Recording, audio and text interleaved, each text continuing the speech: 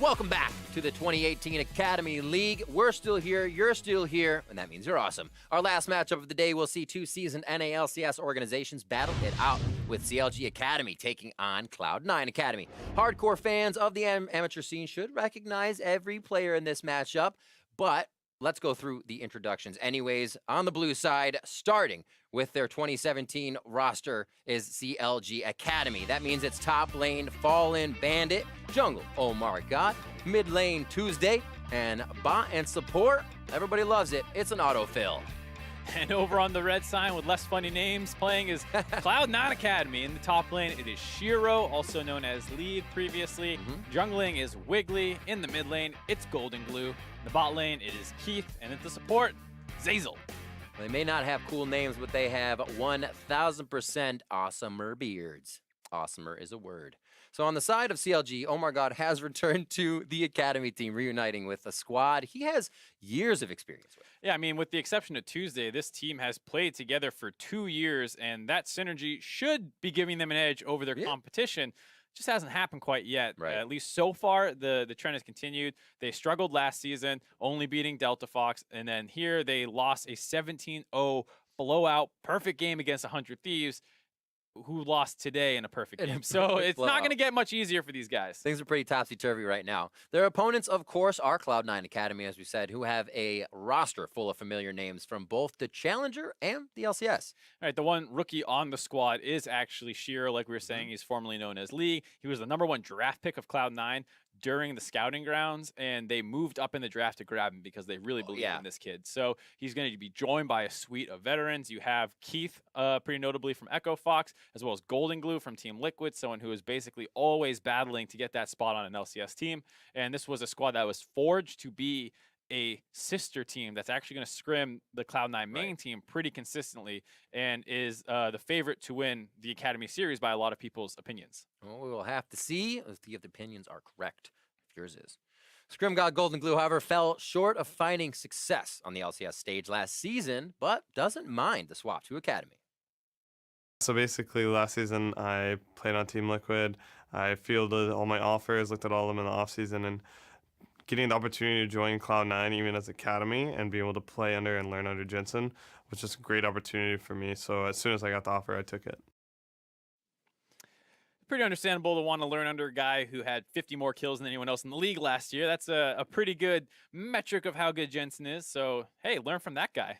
Yeah, as well, Golden Glue showing that there is a bit of that kind of surge in him yesterday. They were falling behind in their game a little bit, and they could look to him to actually pull the game back into their advantage. Right. I mean, as much as some people might have a slightly negative opinion on Golden Glue, given the struggles of Team Liquid over the last year, he is pretty clearly one of the top North American talents in the fact that no one is basically able to usurp this guy as the perennial kind of benchmark between LCS and Challenger. He constantly beats everyone else. He does great in scrims. He's known as the scrim god, which is probably partly why C9 was interested in him as well. It's crazy because it does, even there's like an inkling in our minds there is this really a thing? But it is. You hear it from every player. It's not just kind of a rumor. It is crazy, and Golden Glue holds that spot for a reason.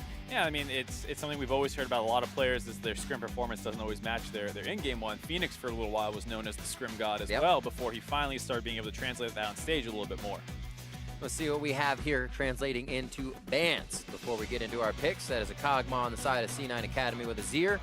And there's Ornn and Zoe immediately with the rise coming in from CLG Academy. A lot of mid lane focus here, very understandable. You saw what Zoe can do last game. You see now why people ban her. Yep. They also just don't want to deal with a strong top lane. We have seen Ornn fall a bit here in the past few plays. And what will be the hit for C9 Academy of Vlad? Vladimir is also an interesting ban. It's something that we haven't seen here yet, I believe. Maybe in yesterday's games it was played a little bit, not on broadcast. And it's something that played sporadically in other regions. It is seen as one of the good carry top laners. There are a couple right now.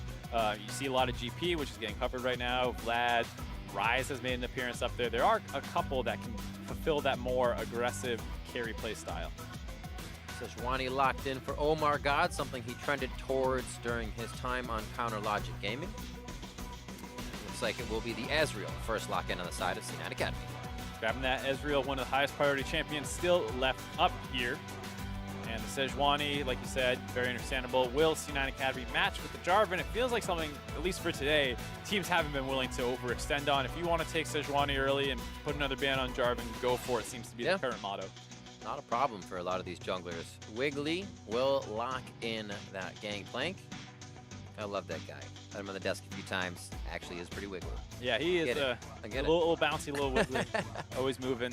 We'll see what he can bounce around in this game. He hasn't got his pick yet. We'll see if that's the final one. Yeah, maybe it's a Zach match that kind of energy. The GP is one that I'm going to be excited to watch with Shiro because, like we said, he is pretty hyped up.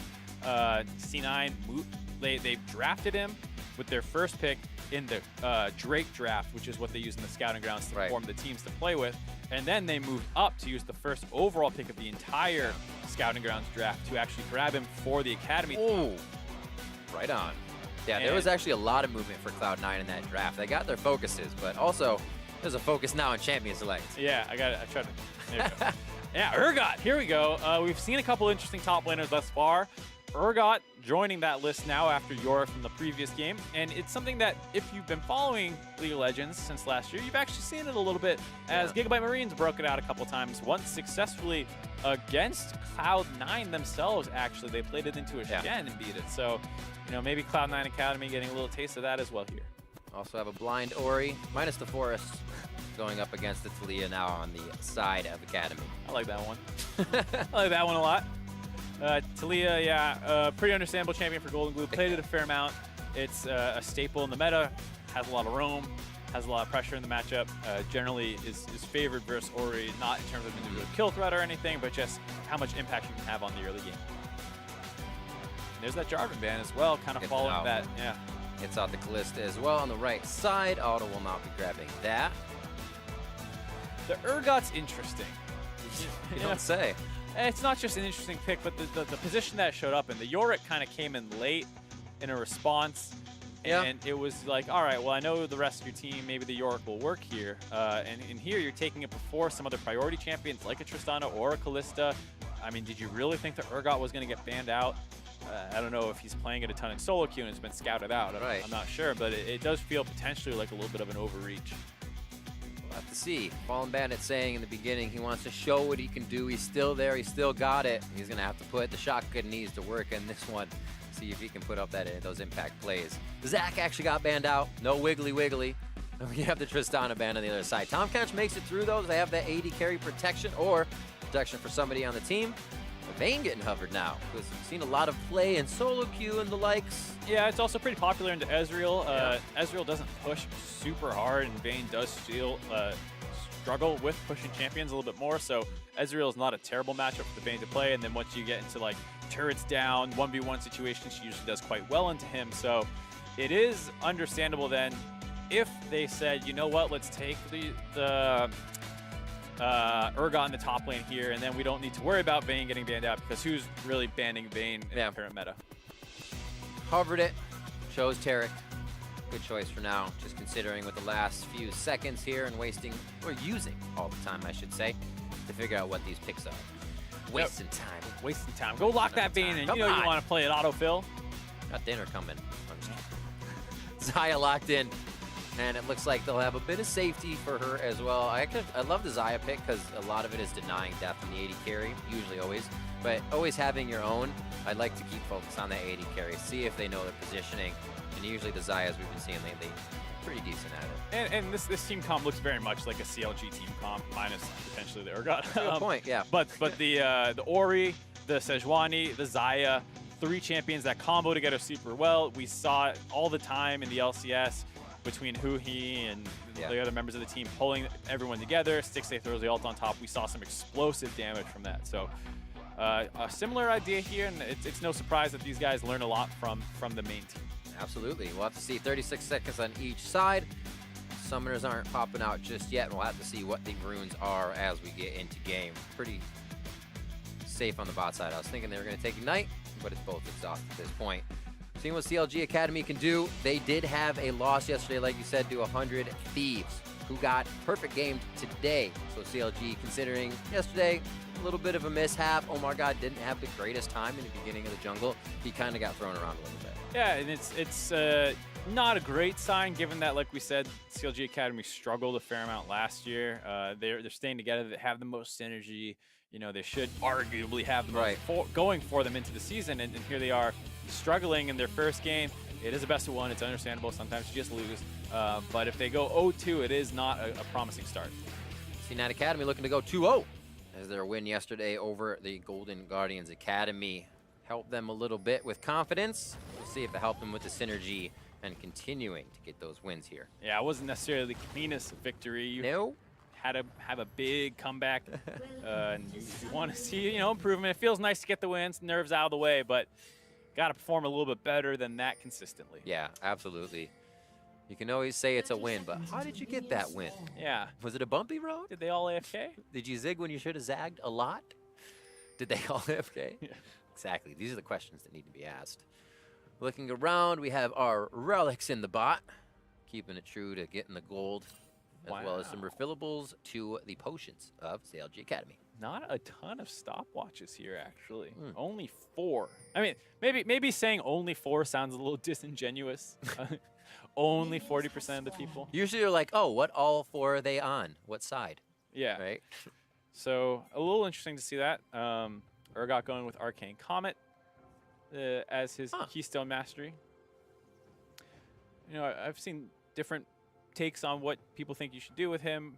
Arcane Comet is generally seen offensively as the best thing you can go with. Some people take Airy in other matchups, not great for Urgot. Comet makes a fair amount of sense. Yeah. If it's up, you land the Q, you're going to get a fair amount of damage. Oh, it's not fair at all. Yeah, I mean, I see a lot of people say press the attack for the W, procs and all that, but That makes sense. You kind of always have to keep it focusing yourself in.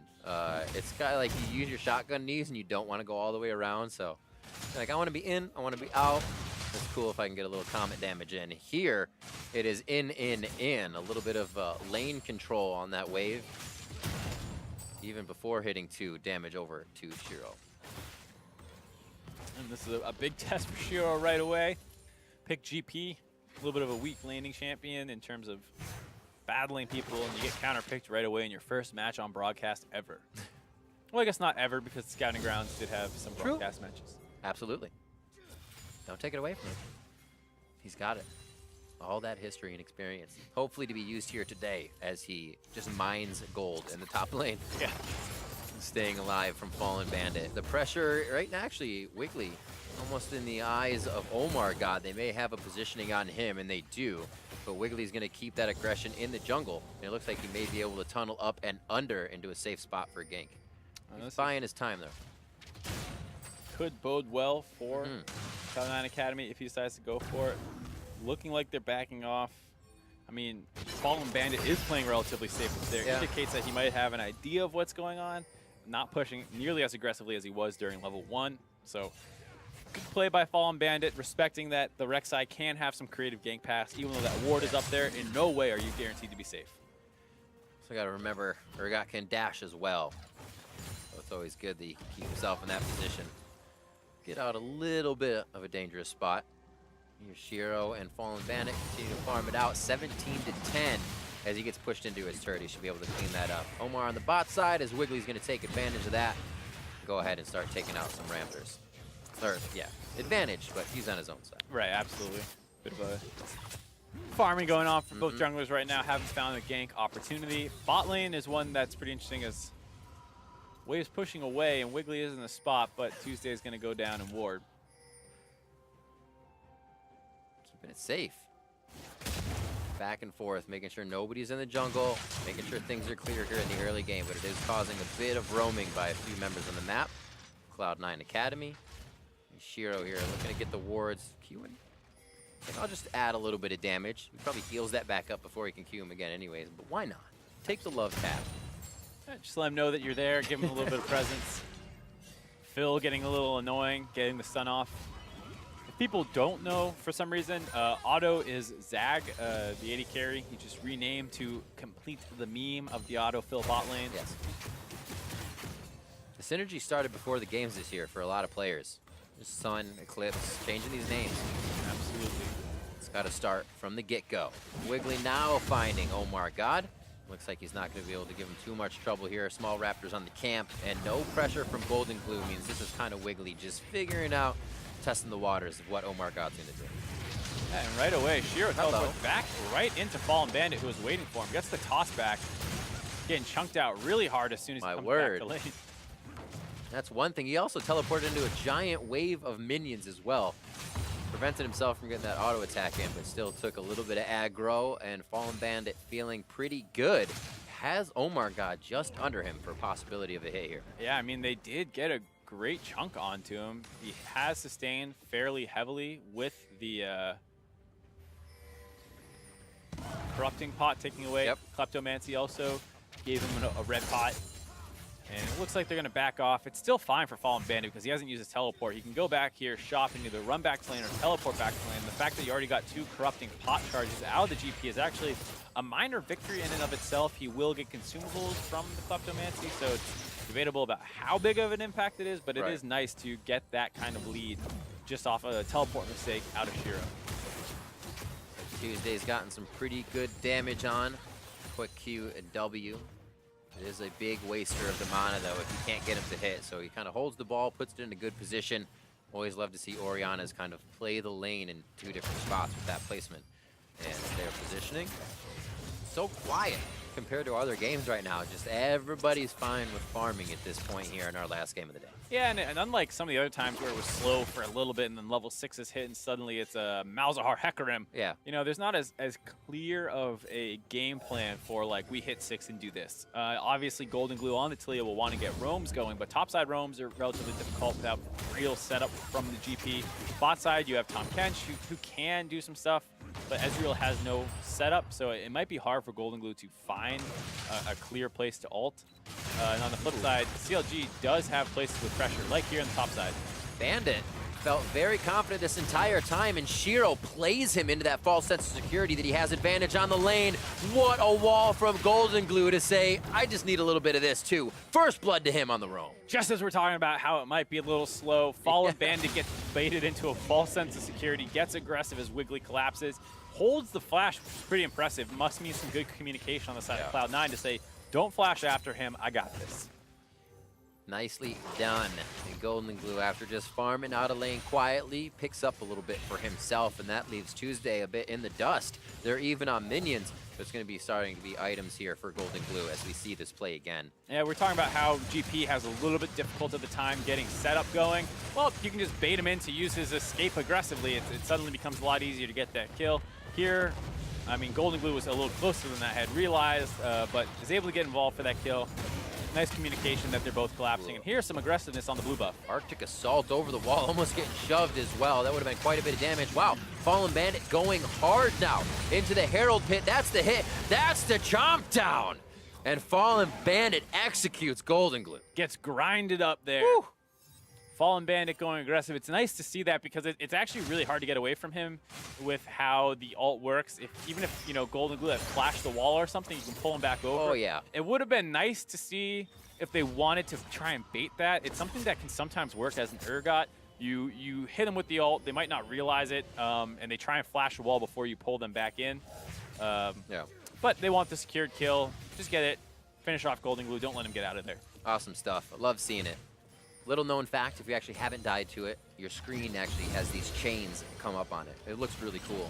And Golden Glue is going to see it again right here. Yeah, so there you see Wiggly gets chunked out a little bit. Omar God gets a little too over-eager to follow up on the damage Golden Glue was waiting for him, but that bait Golden Glue forward to get collapsed on by Fallen Bandit. And there you see he's close to the wall. You think maybe let him flash before activating the ult and yanking him back, but a kill is a kill. You're an Urgot, you want that. Putting a little pressure on from that Urgot pick. That came in pretty early here for CLG Academy. It was something Cloud9 had to consider. What are we going to play against it? Maybe not too much. Well, start to make a little bit of an impact. They were able to get a kill back onto him. And now we are down to the bot side. A pushed in wave, easily getting cleared out for some breathing room here for Otto and Phil. An 87 to 88 in a pretty even lane.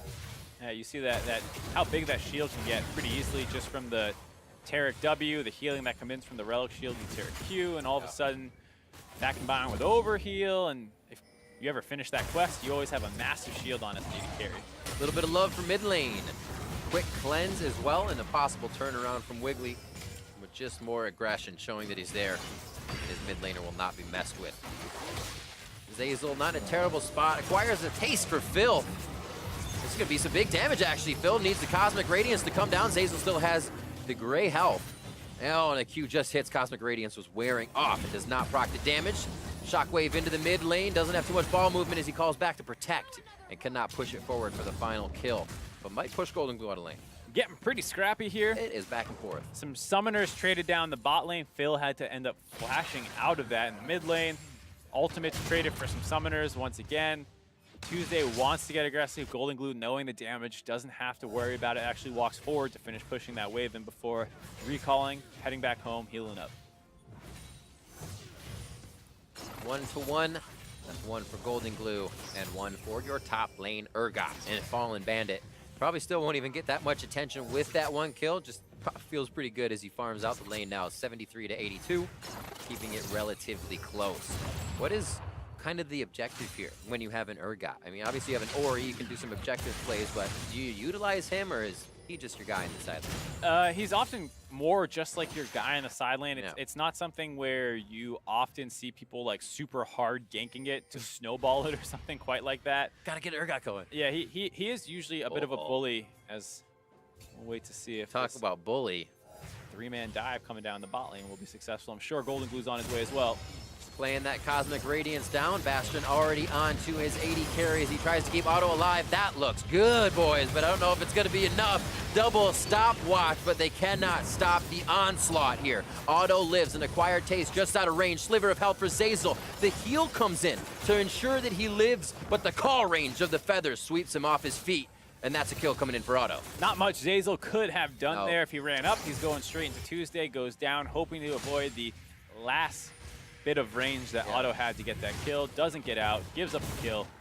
A 1-for-1, and there you get to see the power of that stopwatch, buying time for the rest of the team to get baited in. The fight's still going. That cleanse is down from before. Shockwave after the Glacial Prison comes in. Arctic Assault and a few more flail hits could solidify that kill. On to Golden Glue. They make sure he goes down again after getting a bit more for himself. Bit of a mechanical misplay there on Golden Glue's side. Does eat the Sejuani ult, which is unfortunate, but you had a window of time to flash away from that Ori ult. Ends up getting hit by it, pulled forward, and then flashing. Still results in his death. Taking a look at this bot dive here. I think we could go long on replays. Let's see. We got a lot of action. Yeah, so the GP ult starting things off, getting a lot of damage. And there, it could have been much better. They actually double stopwatch before anyone took aggro, I believe. So this actually made this dive not as bad for Cloud9 Academy as it could have been. They do still get the trade kill back, which is nice to see for CLGA Academy. But there you see, you know, if Zazel had started taking that a little bit earlier, he has to blow up his stopwatch, and then the turret aggro resets, and it can get into a very hairy situation. That autofill synergy really coming through, you can see there. At the same time. 3-2. As a slow game mounts up those kills. Not much map pressure as well to get them. It's kind of been a forced kill if necessary, and we just saw that under the turret in the bot lane. 101 to 105. See Urgot holding his own for Fallen Bandit. Yeah, absolutely. Gangplank doing just fine. Crypto Miner Gangplank. He's doing better than ever. A lot of people right now, I'll tell you that. Coming up on 14, just about 15 minutes. Not too much play for this Mountain Drake, however. No. The lanes have been happy to farm. Yeah, it seems like it's been a little bit difficult to get a significant advantage. A lot of trades back and forth. If that bot dive worked better for Cloud9, you can expect they would have looked for it, but they traded 1-for-1. Whoa, little miss. Doesn't really, it's not like punishable, especially against the Gangplank. Shiro didn't have a barrel out. He can miss and still be happy with his lane presence. A quick play to mid lane. Omar God at the heels of Tuesday to stop any initiation here from Wiggly. Tuesday has done a pretty good job given the amount of attention that's been played around mid lane to not fall to anything. It's mostly his team being aggressive, but Wiggly has been there for a fair amount of the counter games. Tuesday as well, not having that great of a game yesterday in their matchup. Feels good to blind pick the Orianna today. Like you said, doing well. That confidence not being shaken too easily is very good to see in these teams. This Academy League is about developing, about seeing where you can actually get yourself to and what level you can get to. Dragon now for Omar God. If we mentioned Mountain Drake, they feel like it should be something on the plate. Definitely a very useful tool for both of these teams. Mostly team fighting, team comps, all things considered. I mean, the way Urgot wants to work is, like we said, kind of a bully in his own side lane. You can rotate up to him to finish turrets off or kills if he's winning trades well enough, but mostly just wants to focus on kind of grinding people out. And then with that advantage, becomes a bit of a threat in team fights. Omar. Oh, Margod, this could be bad. Rek'Sai ultimate goes down. He gets the hit, and here comes the volley from Golden Glue. Just over the wall, gets a nice cut on that one. A lot of damage coming through if he gets himself off that work ground. And just shy of getting another 5 volley in with that movement speed from his passive. Close stuff as they are relentless on each side here. We get out of a replay, and they're right back at it. Yeah, Nobody's really dying. Golden Glue. Very slow. Had a really nice trade there overall with in that skirmish, played that very well. And with that pressure now, you see the bot lanes rotating to try and force this one down. It's getting a little low, but not actually going to finish it off here. A lot of work ground. Doesn't have too much to work on at the moment, but he's still going to try to get these plays. Or is that top? That's a mid lane that had a lot of skirmishing. When you see work ground like that, you know there's been some fighting. That's some very forward work ground as well. Yeah, right up under the turret. Definitely, it's very good. It does tell a story. I like that point a lot. Lets you know what was going down and how long ago it possibly happened. Just over 16 minutes. Oh my God! Well, actually, look at the circles. Yeah, it's all basically on so crazy front side of that lane. So I mean that is Talia, very strong pusher, and there's been a lot of fights in mid lane. So see Tuesday trying to get control back of this lane. Might have roam here as well. Yeah, it looks like he's going to try and work with Omar God to get up to this top side of the map. They're looking at the blast cone to go over. They're trying to get this wave in to get a nice 3-man dive off. Doesn't look like C9's quite in a position to punish this one. Barrel prep. Oh, he killed the initial minion.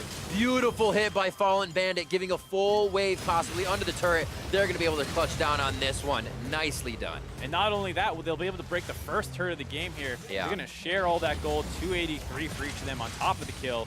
Big play out of CLGA Academy. Took a little while to get them to actually pull the trigger on it, but huge play. Great answer as well, though. Middle of the map opened up now here for Cloud9 Academy. The wards push forward a little further, especially with a Talia, though. Your entrance into these fights gets a lot better. And they have to be really careful here because CLGA Academy doesn't quite have time to reset yet. And you see Talia on her way down. Rek'Sai, after finishing that turret off, is coming too. It's going to be another dive. There's that wall from right behind Red. They have the position to set it up now. Not worried about getting taken down. Fallen Bandit, however, says, I'm done in the top lane. You said needed help, bot?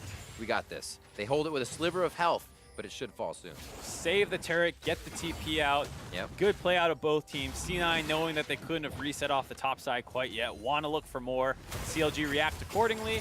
They play it well, but still a good play by C9 to get that turret.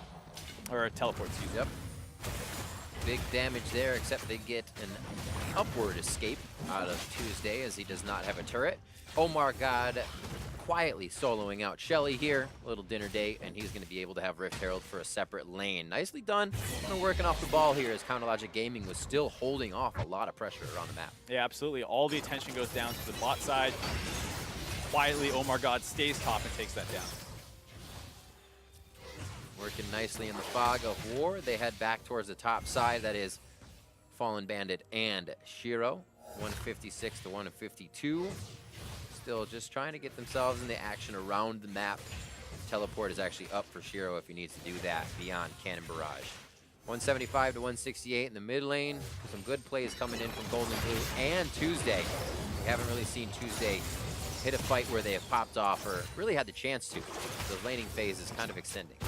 Just a tad. It's been a very, aggressive laning phase once that first kill came in. We're talking about how it was a little slow and then instantly Boom, boom, boom. Fallen Bandit gets too aggressive in the top side, and after that, fight after fight. And overall, basically, both. So with both these teams scaling pretty well into the late game, mostly being team fight, team comps, this is still completely anyone's game here. Looks like this turret will finally fall. They just needed a few more waves. They share that as well. And it will be the back. We see, actually, Muramana finished up here for Keith quite early as he got that set up and charged. Now he'll get his Triforce with that last purchase. And here, CLG Academy has to be aware of what's about to happen. It's either going to be mid or top that the bot lane of C9 Academy starts running down, and they want to be there early to meet it so that they don't end up, once again, pushed on their turret with Keith and Zazel poking people out, and that teleport advantage of the Gangplank coming in behind them. It is fun to watch Urgot. Kind of He- interesting to play him. You said not interesting. It's kind of interesting to play him, though. Yeah. There we see Keith running down that mid lane, like we said, chose to go there. Bot lane of CLGA Academy was already headed up to the top side, so they were ready for wherever this pressure went. No outer turret in the mid lane, so a little bit of chunk on the Tuesday. I believe they got the heal out of him, so not bad. Vision lacking quite a bit on the map from what we've seen in the past few games. Seems like everybody has been kind of caught up in these fights, hasn't been able to get down the correct vision that they want. Here an unknown 2-3 members of Chronologic Gaming come out of the top side brush, and this could be a very dangerous push towards mid lane. That turret's falling with the amount of health on Rift Herald right now. We'll just see how they aggress it. Oh, just a 5, very nicely done. And they aren't actually able to take it down right away, but they may stay for a fight. Yeah, a little surprising to see them not positioned a little more aggressively. Even if that wall comes in, that turret's so low, you think you could finish it off quickly enough. There is serious teleport threat with Shiro having that up, and there was a ward behind them. So I can understand the hesitancy that you might get collapsed on, but True. as a result, no turret taking the mid lane. You got to risk something if you want to get something. Ocean Drake now going over to Cloud9. Get a little more sustain for staying out on the map. It'll be nice. Keep that money influx coming in. 3-2-0 for Golden Glue. Still looking at him as a big guy to carry this game. I mean, he's got the muscles. Does he continue to have to play here? And he's flexing a little bit this game. Just a tad. 3-2-0. Did receive a fair amount of focus, like we said, with all those skirmishes in the mid lane. Could have played them a little bit better, but all in all, a good game thus far out of the Vault Boy.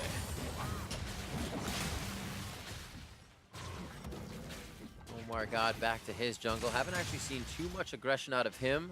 Kind of making sure that he's at least always around Tuesday, making sure that lane is safe and able to kind of counter jungle if he gets the chance here.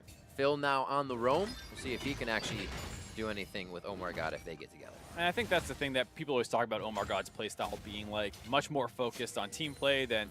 I mean, it's funny, we were joking enough about young NA junglers and how they're all aggressive, and we were like, well, where's the tank one? I mean, to be fair, that's kind of what Omar God is. He is the young team play focused jungler, and he has a lot to learn. It's a playstyle that is a little bit more difficult to understand, so he has a lot of room to grow, and the Academy League is a better spot for him to refine his playstyle. Absolutely. Definitely an area where you can kind of learn that pull the trigger aspect or not wait for a call to happen. Say, I can do this. The team would be, you know, would give the advantage. That's the small steps you take. But as the tank, everybody always likes a tank, need a tank. Omar God's that guy. He did get Rift Herald earlier, working off the ball for Chronologic Academy. And they were able to use that to take down mid lane. Now having a little bit of trouble controlling Shiro. He could definitely prove to be a problem here if they spread CLG thin with him continuously. All right, that's the thing, is that Urgot does not really have a lead over the Gangplank. And Gangplank can be a little bit of a nuisance. I mean, we saw him backdoor a game tonight. He does do substantial damage with his passive to structure, so you have to be careful. And if Urgot ever gets to a point where he starts getting chunked out by the long-range barrel chains, which very easily outrange Urgot, it can become probably a bit of a disaster. Quite a bit of aggression, a little back and forth. Nobody really wanted the full fight, though. Get out of my jungle! That's what that Oriole was. Quick back and forth. Pushed up here, you can see the respect still being given to Fallen Bandit. No real vision for Shiro, probably why he's playing a little weary about this. Yeah, there's some decent vision up in the top side that they're in the process of clearing out, so Shiro isn't too scared of ganks, but I also don't think he's in the position where he wants to 1v1. This is the Urgot. You're fine to keep farming. Let's trade farm all game.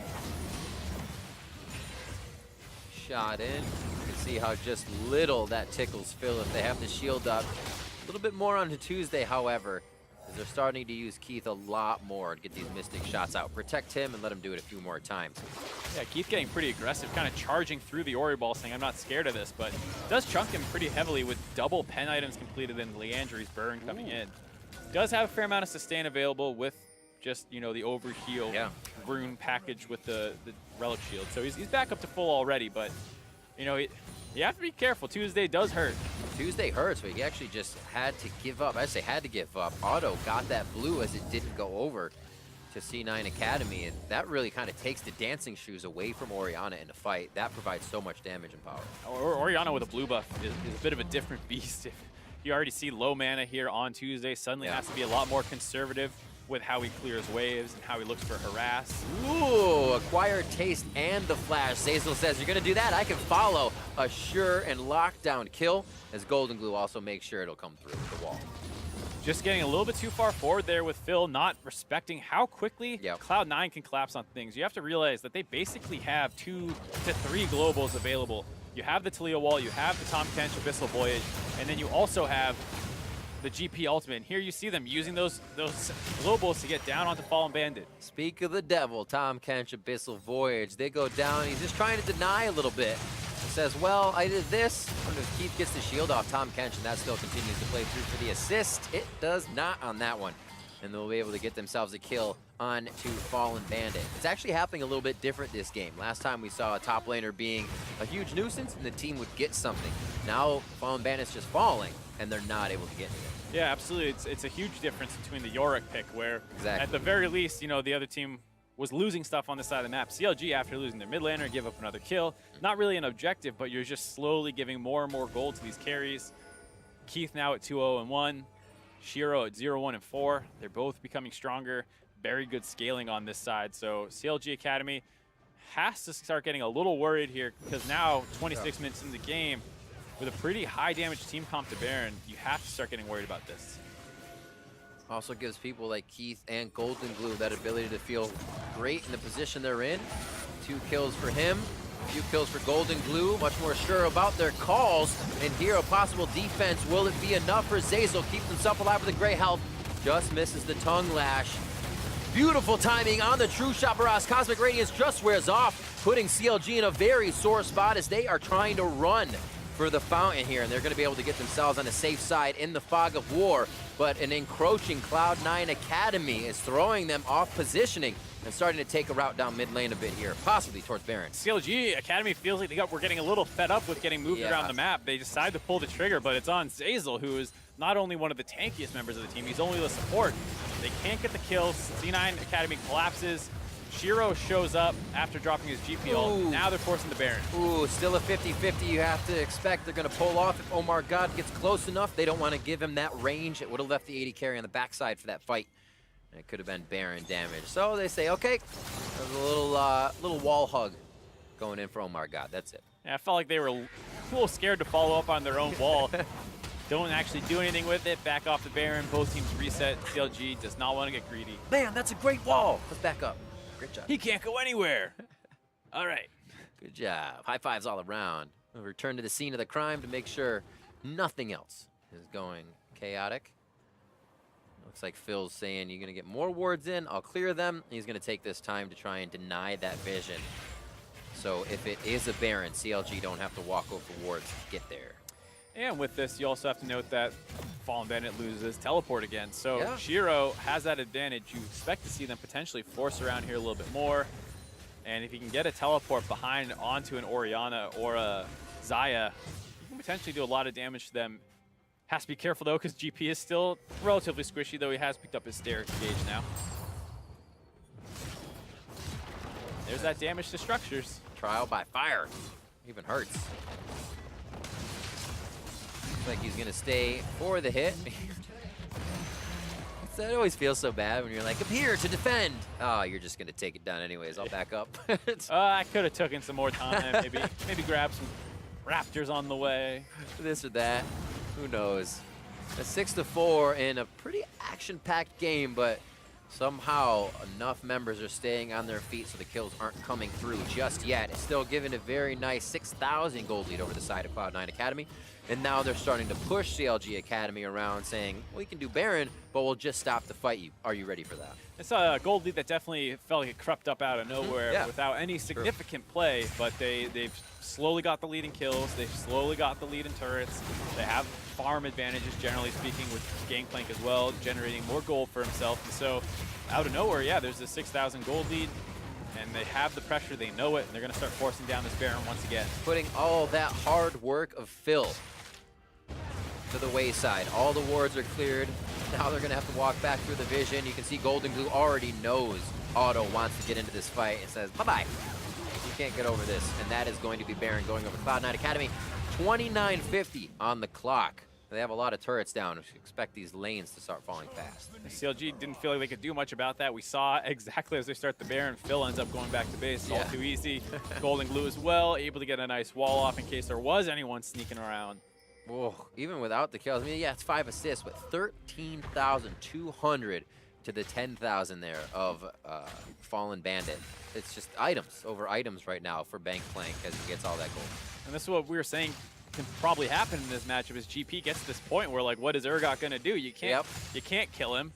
You know, the trades probably are close, but GP has the range advantage, and he can actually destroy your turrets if you're not careful. And now Shiro says, well, I'm not going to bother trying to do that. We're just going to group up as 5, and we have a lot of poke tools. You have Ezreal. GP, if he can land some barrels, is pretty scary, and Talia just keeps pelting you with her Q. The bot turret's already taken down.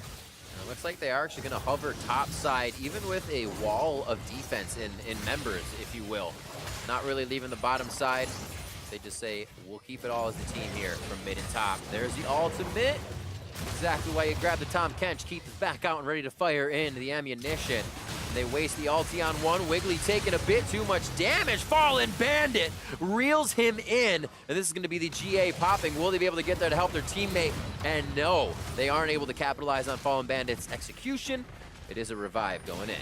That is an incredibly unsatisfying interaction. As hold on, Keith looks like he's caught out.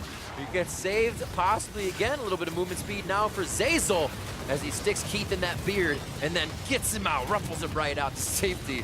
Tuesday flashes, Cosmic Radiance is on. He doesn't want to take an auto from even a minion right now. If the wind blew wrong, he'd be dead. Omar God gets himself to safety, but it is an onslaught of shots from Prey Seekers, Ezreal Qs, Talia volleys, tongue lashes from Zeyzal. It is so hard to dodge what Cloud9 is bringing to the table right now. The never-ending skirmish starts in mid lane, bounces up the top side, comes back in mid. No one actually dies from it, but off that push, Cloud9 Academy grabs their first inhibitor of the game in the mid lane. So dangerous there, but a good job by Zeyzal keeping Keith alive, the GA keeping Wiggly alive, and you see just how that gold advantage is able to stop this game from getting thrown away, basically. Everybody's got one job, and they're doing it for Cloud9 Academy right now. Zeyzal for sure. Every time he's got that Devour up, it is safety for Keith. Even denying that, Omar got ult. Gave a lot of reassurance to Cloud9 Academy to stay in and just go for the long fight. It's definitely one of those kind of demotivating moments. You're like, I sniped the 80 carry. Ah, never mind. And it's one of the like almost a mental battles that you fight when you leave Tom Kench up and you have to play against it. Just knowing that you're going to get denied sometimes. Yep. And it's a slow kind of burn to get to that point where you've had enough. You're like, I know I shouldn't do this. Tom Kench is up. He's next to him. Time 20, you're like, screw it. Tom Kench is up. And I'm going to do it. 30 minutes in, they have Baron buff. We're not killing anybody. I'm throwing it. It's going to happen. He did connect, causing a little bit of chaos, but it's not anything CLG can really put into working order right now. They're still trying to find a possible mistake from the side of Cloud9, and they really aren't showing them right now. Pressure towards the top. Bot wave is kind of just stalled out by itself. Nobody really wants anything to do with it. And Baron has just won for Cloud9 Academy. Overall, exactly what you were hoping for if you're Cloud9. Get the Baron, get an inhib, reset. Elder's coming up soon. Not too soon. A couple minutes. But you have such an advantage here, 11,000, that you're fine to take this slow. You have all these poke tools. You can catch people out of position. Just keep your vision control up and make sure you don't get picked off. Or walled off. In this sense, Golden Glue on the right side of the wall. He's got Tuesday in a face-to-face encounter. Oh my word! The damage coming through is immense, and Tuesday gets knocked back to last week.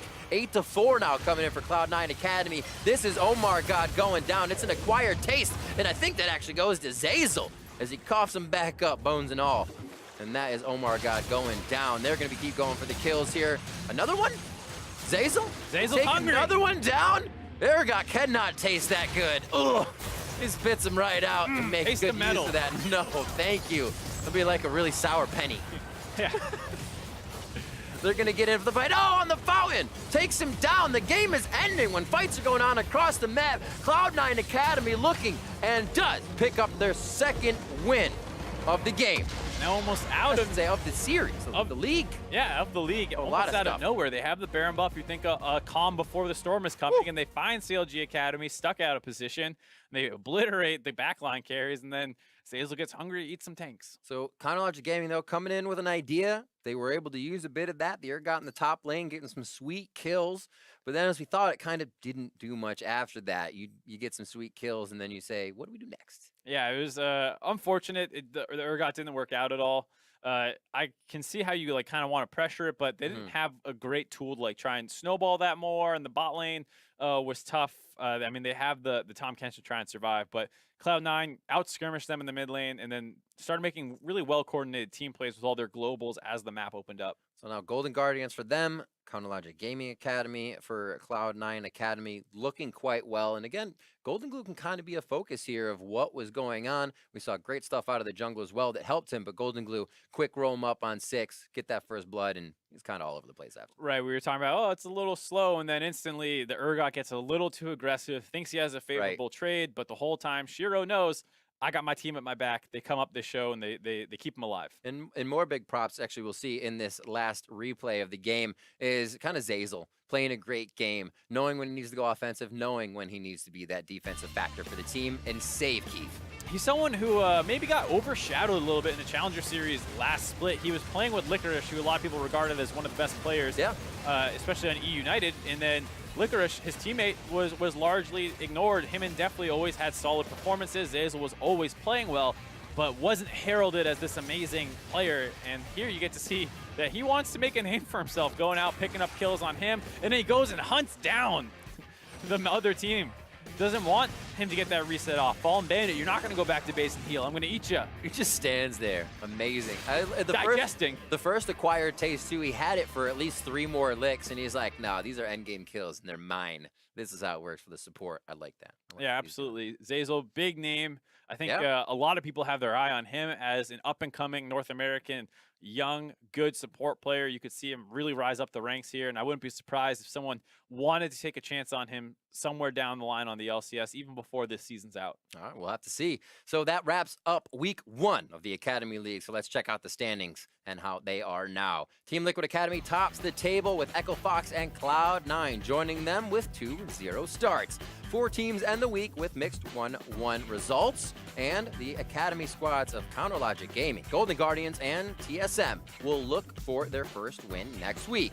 So based on these results, Liquid has some bragging rights over TSM until the LCS squads face off tomorrow. We'll see if it has anything to do. The all-new preseason show, NALCS Countdown, starts at 1:30 p.m. Pacific with Game 1 between Liquid and TSM starting right at 2. Mark it on your calendars. The rest of the day is filled with this same matchups you just saw, but with the LCS players you know and love. Yeah, hopefully this was the appetizer to really get you ready for the main course, which is going to be day 1 of the LCS. All the big name players are going to be there. Day 1 of the NALCS for sure, but if that's too long to wait, coming up right now is a rebroadcast of this morning's EU LCS matches, starting with their match of the week, a rematch of the summer finals between G2 Esports and Misfits Gaming.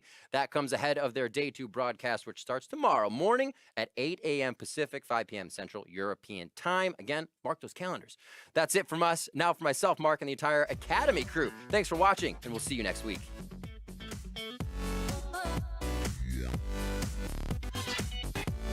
Shiro plays him into that false sense of security that he has advantage on the lane. What a wall from Golden Glue to say, I just need a little bit of this too. On to his 80 carry as he tries to keep Otto alive. That looks good, boys, but I don't know if it's going to be enough. Double stopwatch, but they cannot stop the onslaught. Still going. That cleanse is down from before. Shockwave after the Glacial Prison comes in. Arctic Assault and a few more flail hits could solidify that kill. He's got Tuesday and a face-to-face encounter. Oh my word! The damage coming through is immense, and Tuesday gets knocked back to last week.